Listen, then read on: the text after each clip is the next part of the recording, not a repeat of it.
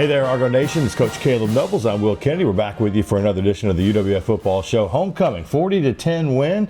Nice, solid victory over Chowan. And, Coach, how you feeling? I feel good. Our guys did a lot of really good things. Excited about how they played. A great homecoming atmosphere, great homecoming experience. Our guys did a good job minimizing some of the outside external factors of the game. And so proud of our guys and excited about how they played. 6-0 now on the season. We'll talk about the game in a second, but I know you're down here behind us at Penn Air Field, kind of going through warm-ups, getting ready to play the game. You don't get a chance to kind of see what's going on out in front of the field house, but I just said it gets bigger and better every year on the broadcast. We were showing some clips from it and kind of what was going on out there. That student tailgate, man, they crank it up, and I thought the crowd amazing to start the game. The place is completely packed, and that student section just builds and builds. I think 13, 14, 1,500 kids. No, it's awesome. It's a factor for us. It helps us, at home games and make it loud for the defense or the other sideline. So we love the crowd. It's a great atmosphere at Argo Walk. A lot of people there. So we need to keep encouraging to push those people to get here and stay for the entire game. You guys kind of weren't sure what to expect from Chowan. We were talking about it, that you look at scores and who they've played and kind of how it shakes down. They can be a different team week to week. They did not have their quarterback, Maurice Smith, so that was a little bit of a wrinkle. And they threw some things at you on both sides of the ball that maybe you hadn't seen on film. Yeah, a little bit. They played a little bit less like three high safety defense and played a little bit lower, little man, some zone stuff, some true cover three, but it's all stuff that we've seen on film, from other teams that you stay ready for. And then they didn't really try and run the ball much with the backup quarterback. Didn't really run the ball much at all, really. So, we kind of had a feeling they were going to do some different stuff. Didn't really know what it was. You really don't know until about the second drive what the other team's going to try to attack. So, proud of our coaches for how they handled the adjustments on the sideline, and proud of the players for how they embraced the communication. That lack of a running game led to one of the longer football games we've been a part of, especially that first half. Seems like it took forever. Speaking of, come out and I know you want to get off to a fast start. We've done that pretty much week to week, but this one was not a fast start. It was the 3 and out, and then the wind played a factor. We'll talk about that as we look through some of the highlights here. And Mike Shine, like he kind of shanks one and sets them up. They go down, have their best drive, I thought, of the game, and kick the field goal. All of a sudden you're down 3-0 early, but you guys have answered all year long. You come back, you start a drive, and I love this. We saw 2 tight end completions in the first quarter. That's right. Yeah, it was good to get the big guys going. I think Jake Robinette was our leading receiver for a very long time throughout the game, and he's such a hard worker. He deserves every yard he gets. He does his blocks his tail off in the running game. So, we kind of started the game off with some different play calls than we had usually done to start games off, trying kind of mixing things up a little bit. And then, our defense did a good job kind of weathering the storm. They threw some plays we hadn't seen, but holding them to a field goal was big, and then be able to go answer with a touchdown is what we had to do in the Jake had, I think, 3 catches in the game. The first one is the highlight reel one where he really just literally trucks a defensive back. Sets up a 1-yard Marcus touchdown. Marcus Stokes had a great game. Threw for almost 300 again in limited action. Didn't play, didn't finish out. Tony got a chance to come in, but his first 2, he used his legs, a 1-yarder and an 8-yarder on that naked boot. That's tough to stop down near the goal. It is, and it's just his own read trying to run the ball, and they're going to account for too many guys to run on the running back and the O-line block. So we tell him, hey man, you got to make a play. Sometimes your feet, and he did a great job on the first 2 drives doing that. He was really doing a nice job of completing kind of that mid-range passing game, finding Corey Scott or Tyree or Jake, as we mentioned, with some catches and letting them do the work after they caught the football. Really efficient in that first half and looked good. Yeah, he really has grown as a passer as far as trying not to force things downfield, because we do have the deep shots call. We do have plays push the ball downfield, but we also give him answers that are complementary completions underneath. And if people are going to take the deep shot downfield, we want to get the ball to our guys in space, let them go make plays, yards after the catch, and those guys are doing a great job of staying open and getting open. Marcus is doing, for the most part, a great job of taking the completions when they're there, because those are higher percentage throws, right? Let's go take those and let our guys go make plays in space. With the wind at your back, kind of there, it made it tough on some of those deep balls. Like 1 or 2 kind of sailed on them a little bit, and there were 1 or 2 that were open. It could have easily been touchdowns. Right. And you guys are up 14-3, you get to the second quarter. You have a drive that flips the quarters, and you go down and you get an opportunity to try a field goal.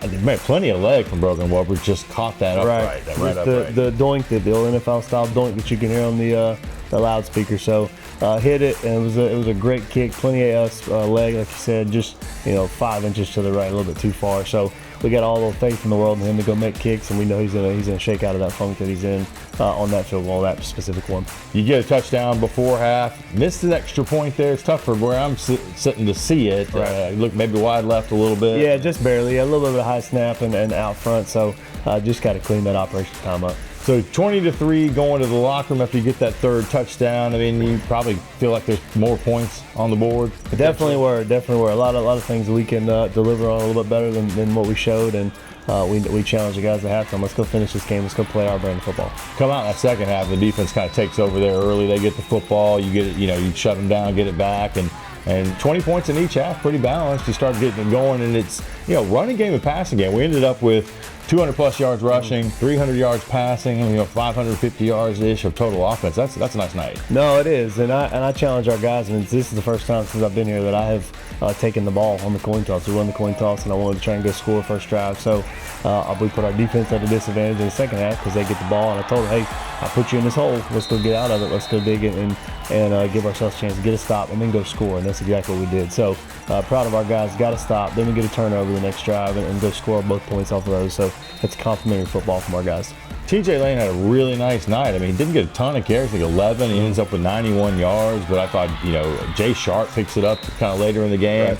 You got guys that are averaging 8 yards a carry, 5 for Jay, and then we saw Preston Godfrey at the end, and it's a little reminder that, man, you got a third guy there, and even Jabari got in late, but Preston showed us a little something, the kind of stuff he did at Mississippi College. Yeah, he's a great player. He does a lot of really good things in the pass game, run game. He's a great pass blocker, excuse me.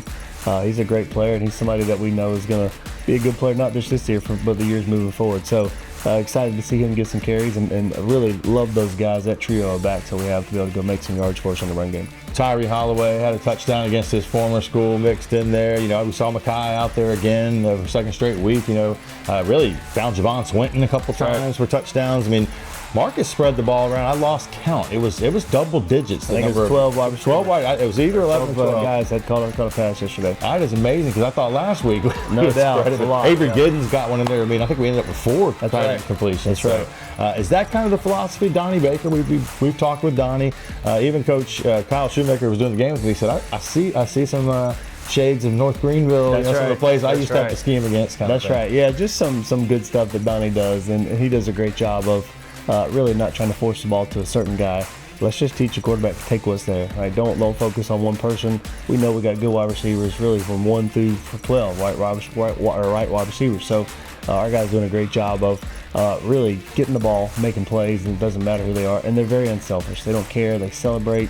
They love each other, so doesn't matter running back, tight end, wide receiver. We love getting those guys football, and Marcus is doing a great job of processing and just figuring out the guy who's open. I can't leave this guy out because he caught one too, but Vanilla Vic. That's right. Quinn Seeger got in there, so he gets his first touchdown of the year. And I was looking at the stats, making my sheets coming into the game, and it's like, obviously Corey Scott and Tyree have got the bigger numbers and more catches, but everybody else. Quinn, I think coming into the game had 6 for 110, and really a nice spread. It makes it tough on that defense to try to figure out who do we try to work against. It does, and it really helps. When you can put the second guys, third guys in there, and they're not just quick, easy completion guys. They can push the ball downfield as well. So it helps from our play calling standpoint, but it also helps Marcus too. Just trust those guys to not be able to just 5 yards and ding and dunk. They can go downfield, and Quinn is somebody who's doing that. He's a grad transfer from a really great career before here and doing a great job for us. On the defensive side of the ball, flying around as always. I love to hear Coach Lucas Mello give his last pregame. Some of it I won't talk about on camera, but it gets you ready. Those guys are ready to play some football when they get out there. I thought up front, that rotation of guys, and they go deep too, like the wide receivers. I mean, Jelly Johnson, the quarterback on the other side, you could see it physically on the broadcast. He just started walking different, and after plays, yeah, he's hurt. Yeah, he's banged up. And you take a lot of hits. Being a former quarterback, you take a lot of hits like that. I mean, it wears on you throughout the game, and you start thinking a little bit about other stuff than you were pregame. So our guys do a great job of getting after the quarterback in the right way, and stopping the run first and earning right to rush the passer at third down. Yeah, I thought Kevin up front and Colby and all the Colin Shaw, just relentless going after him. Now, he got loose a couple times and was able to run the football. Really, you did a nice job against their running game. If you take out one big run that number 17, Monty Barnes had, you held them down. And actually, it's funny. Near the end of the game, we're looking at the numbers. It's like, they got 92 yards rushing. And it's like, and Coach Shue said, this may be the first time in a long time anybody's rushed for 100 yards. slap it in reverse, back that thing back down the hill because they end up with 67. Wow. Yeah. No, that's what we teach our guys to do, man. We want TFLs. We want to make second, third down long for the play caller, and those guys are relentless in their pass rush, but the run game is really where you make your money. Other guys that stood out, I mean, obviously Walker Robinson, kind of the heart and soul of your defense there, along with his fellow linebackers like Warren played well, Kobe played well early in the game. But Walker comes up with an interception. It was really those two, Kobe and Walker, almost took it back for 6. No, they did. Walker does a great job, man. He's playing elite right now. Playing like a very high level, a great leader for our guys. He's really turned into a leader on the defense side of the ball. So love that kid to death. He's doing a great job of just doing what he's supposed to do and making plays and then just going to the next play. So he's doing a great job. Finally getting an interception 2 weeks in a row, right back to back weeks getting interception for Walker. So I love to see it from him. And the other guy on defense, I got to shout out. I thought Roderick Webb Jr. Rod did an outstanding job. And it's interesting. You look down and you're kind of playing off on one side with the DBs a little bit. Rod is right up on whoever's on his side, and he's playing some jam coverage. And he's tight. And this is consecutive weeks. You're seeing this guy be really like kind of your Deion Sanders shutdown style corner. Yeah, he's a great player. He's a grad transfer, a transfer to us. Really good player, does a great job of mixing up the techniques while he's on the line of scrimmage, and he understands the technique that we're trying to coach on that side of the ball. So love what he's doing. He's playing at a very high level right now. Mike Shine bounced back, by the way, had a bunch of great kicks. A couple that really, the last one especially, I thought could have been pinned inside the 5. Should have been. Yeah, kind of didn't get to it, but he continues to do really good things. And so 6-0, 40-10, the final score, the win over Chowan. You play 6, can't be better than 6-0. That's right. You've done that. Now let's turn our attention. You guys are already looking at it, working on it. It's West Alabama. They were ranked 9th, coming into this weekend, and probably won't fall, or should be a top 10 matchup. And it's not uncommon in the Gulf South Conference. It's just kind of lay of the land a little bit. But got to make a trip to Livingston for a 6 o'clock kick on Saturday. This is a team that, we dogfight with them, don't we? Last year, double overtime. They've come in here and given us fits. We've gone up there and beaten them, and really played them in the playoffs too. What do you expect from this year's version of it? Yeah, I mean, another really tough battle. I mean, I don't think there's anything on film that either team is not going to be prepared for. Right? They've had a good little break of the cancellation and then a bye week back to back. So I know they've been watching film, getting ready for us for 2 weeks now. So and our guys are ready. Right? They'll be ready to play, and expect these guys to play well. And it's a great game, man. These are going to be 2 really good teams that are top 10 ranked, like you said. Their quarterback's an elite player, right? He's somebody that you got to have tabs on at all time, and not just from a passing game, but a run game as well. I think he's the leading rusher in the conference. He's definitely their leading rusher. He just does a lot of really good things. Their O-line's really good.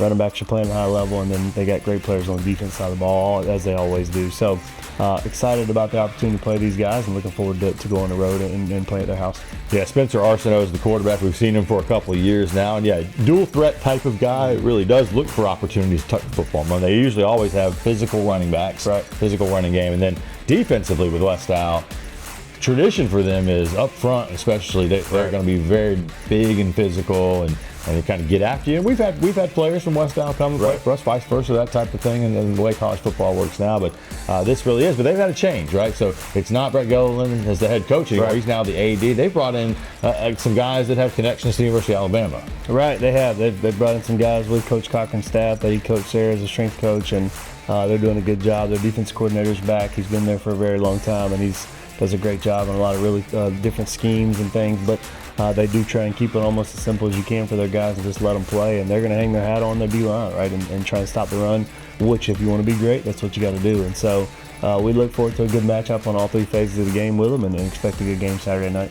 You mentioned the 21 days, and so they've had a bye, and they've had a team that canceled on them from California, which is unfortunate, but they can watch tape, and that is one thing. But as a player and a coach, let's say maybe from the player side first, as a former player, when you have 21 days without a game, what does that do as far as the rhythm? Because you really can't replicate game conditions at practice. No, you can't, and it's unique because last year going into the game versus them, we had 17 days off, and so it is a little bit of something there, but really not something that we're thinking about too much, because I can guarantee they're going to be ready to play when that ball's kicked off at 6 o'clock on Saturday night. So We'll probably talk about it for 5 minutes today, and that'd be it. And then kind of get after the game plan the rest of the time. This is it. This is kind of that place in the season where you look and you kind of say, okay, we played the pre-conference, and now we're about to get into it because it will be West Al, and then we're going to have Delta coming up quick, and then Valdosta. The three conference opponents in that tight window in the last 4 games. So look forward to it. It'll be a 6 o'clock kick. Livingston, Alabama, Saturday. We will be on the radio with you, ESPN Pensacola, 5:50 for the pregame show. It is on Flow College, so you can check it out there. It'll be West Al broadcast. So you know what I always say, and this is no offense to anyone over there, but you can turn the sound down on the Flow broadcast, turn the radio up, and listen to your home broadcast. Coach, congrats on the win. As always, 6-0 now, number 3 team in the country, and we'll be back with you next week. And we'll leave you with this as always. Go Argos.